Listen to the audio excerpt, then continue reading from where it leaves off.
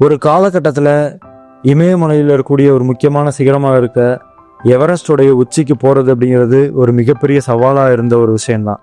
அதை முதல்ல 1953 மே மாதம் 29ஆம் தேதி எட்மண்ட் ஹிலாரி அப்படிங்கிற ஒரு நியூசிலாந்தை சேர்ந்த ஒரு வீரரும் டார்ஜிலிங்கை சேர்ந்த டென்சிங் நார்கேவும் எவரெஸ்டோடைய உச்சி அடைஞ்சு அந்த சாதனையை முதல் முறையாக அவங்க பண்ணாங்க.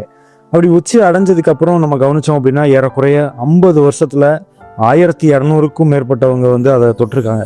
அதுலேயும் குறிப்பிட்டு சொல்லணும் அப்படின்னா அங்கே இருக்கக்கூடிய பூர்வீக குடியை சேர்ந்த ஷெர்பா அப்பா அப்படிங்கிற ஒரு நேபாளி ஆக்சிஜனுடைய உதவி இல்லாமலேயே எவரெஸ்டோடைய உச்சியை தொட்டிருக்கிறாரு. அதுவும் சொல்லணும்னா 13 வருஷத்தில் 12 முறை உச்சியை அடைஞ்சு ஒரு மிகப்பெரிய சாதனைக்கும் அவர் சொந்தக்காரராக இருக்கிறாருங்கிறது தான் வரலாறு.